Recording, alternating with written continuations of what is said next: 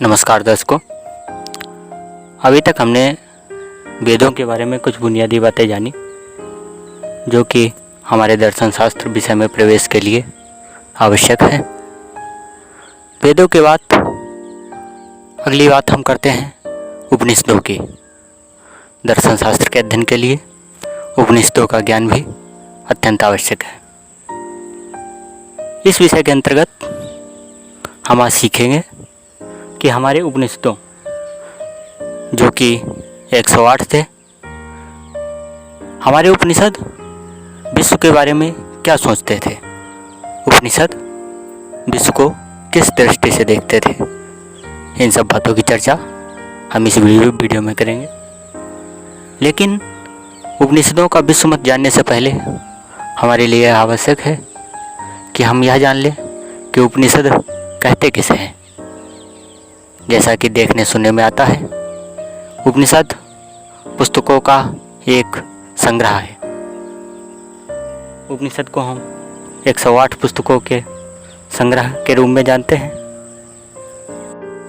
उपनिषद का अर्थ यहीं तक सीमित नहीं है। अगर हम उपनिषद के अर्थ की संस्कृत में बात करें तो संस्कृत में उपनिषद शब्द से एक और समानांतर शब्द मिलता है, उपवेश, जिसका अर्थ होता है बैठना। वैदिक संदर्भ में उपनिषद का अर्थ बताया गया है पास बैठना। पास बैठने से उनका आशय आचार्य या जो विद्या प्रदाता गुरु थे उनके पास बैठना था। इस प्रकार उपनिषद की परिभाषा हम इस प्रकार निर्धारित कर सकते हैं कि जो गुरु अथवा विद्या प्रदाता आचार्य के पास बैठकर प्राप्त किया जाए वह उपनिषद है। यह जानी समझी बात है कि आचार्य के पास बैठकर हमें ज्ञान ही प्राप्त होता है। इस संदर्भ में हम यह देखते हैं कि उपनिषद का अर्थ यह है कि गुरु के पास बैठकर जो ज्ञान, जो विद्या अर्जित की जाती है उसी को उपनिषद कहते हैं। वैदिक अर्थों में उपनिषद शब्द का यही अर्थ है। वैसे तो उपनिषदों की संख्या 108 निर्धारित की गई है, किंतु वर्तमान में मात्र 11 उपनिषद ही अधिक प्रचलन में हैं और यही उपनिषद मुख्य धारा में देखे जाते हैं। उपनिषदों की इतनी अधिक संख्या का एक प्रमुख कारण है कि जिन जिन अलग अलग आचार्यों ने जिन जिन अलग अलग शिष्यों को अथवा जिन जिन अलग अलग शिष्यों ने अपने अलग अलग आचार्यों से सीखा और उस ज्ञान में विविधता देखी तो उस ज्ञान को एक अलग उपनिषद का रूप दे दिया। इस प्रकार उपनिषदों की संख्या अत्यंत हो गई। उपनिषदों के अध्ययन पर हम देखते हैं कि कुछ उपनिषद तो बहुत भारी है। भारी से हमारा अर्थ यह है कि कुछ उपनिषद तो बहुत ही बड़े हैं, जबकि कुछ उपनिषद अत्यंत छोटे हैं, जिनमें 1, 2 या 3 दृष्टांत दिए गए हैं, कुछ उपदेश हैं, जबकि कुछ उपनिषद वैदिक सभाओं और ज्ञान चर्चाओं को संपूर्ण रूप से चित्रित करते हैं। उनमें किसी सभा जिनमें अधिक से एक से अधिक आचार्य और शिष्य सम्मिलित होते थे, उनके संवाद बताए गए हैं, उन बातों का वर्णन है। इस प्रकार उपनिषदों को 108 भागों में विभाजित किया गया है। उपनिषद वेदों का ही सरलीकरण है। इनमें वेदों की ही बातों को ऐसी भाषा में बताया गया है जो जन सामान्य समझ सके। वेदों की भाषा बड़ी ही अलंकारिक है और प्रत्येक को नहीं समझ आती है। वेदों की भाषा या वेदों के गूढ़ मर्म को वैदिक शब्दावली का विद्वान ही समझ सकता है, जबकि उपनिषद थोड़े से प्रयास से समझ में आ जाते हैं। इसलिए उपनिषद वेदों की अपेक्षा जन सामान्य में अधिक प्रचलित और उपयोगी सिद्ध हुए। अब बात करते हैं कि उपनिषद विश्व को किस दृष्टि से देखते थे। विश्व के बारे में उपनिषदों का क्या मत था। इसे समझने के लिए हमें यह जानना पड़ेगा कि वास्तव में उपनिषद किसकी चर्चा करते हैं और किस रूप में करते हैं। उपनिषद ईश्वर की चर्चा करते हैं और सभी उपनिषद एकेश्वर ईश्वर को मानते हैं, अर्थात ईश्वर अर्थात परमात्मा एक ही है आत्मा अलग है।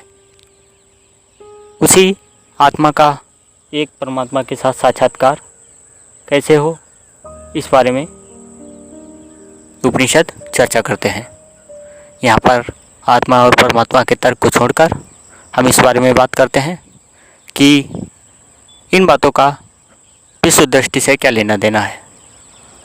हम समझ सकते हैं कि जो उपनिषद एक ही परमात्मा को मानता है, एक ही परमात्मा के बारे में बात करता है, वह उपनिषद संपूर्ण विश्व को भी एक ही परमात्मा में समाहित देखता है। उपनिषद यह मानते हैं कि ईश्वर एक ही है और वही संपूर्ण श्रेष्ठ और समष्टि में समाहित है। ईश्वर ही विश्व के सभी जीवों में का अभिन्न अंग है और वही उन्हें संचालित करता है। इस प्रकार हम देखते हैं कि उपनिषद संपूर्ण विश्व को एक ही महामानव के तले देखते हैं। यही उपनिषदों का गूढ़ और शुद्ध वैदिक मत है। उपनिषद मानते हैं कि संपूर्ण विश्व एक ही है क्योंकि वह एक ही ईश्वर से आच्छादित है। चलिए उपनिषदों के इस विश्व मत को हम पुनः समझने की कोशिश करते हैं। उपनिषद जब एक ही ईश्वर को संपूर्ण विश्व में देखता है तो यह इस बात का प्रत्यक्ष प्रमाण है कि वह एक ही ईश्वर को संपूर्ण विश्व का अधिष्ठाता मानता है। ऐसे में इस बात की कोई संभावना नहीं रह जाती कि विश्व में कोई दूसरा ईश्वर या विश्व में कोई दूसरा तत्व ही है।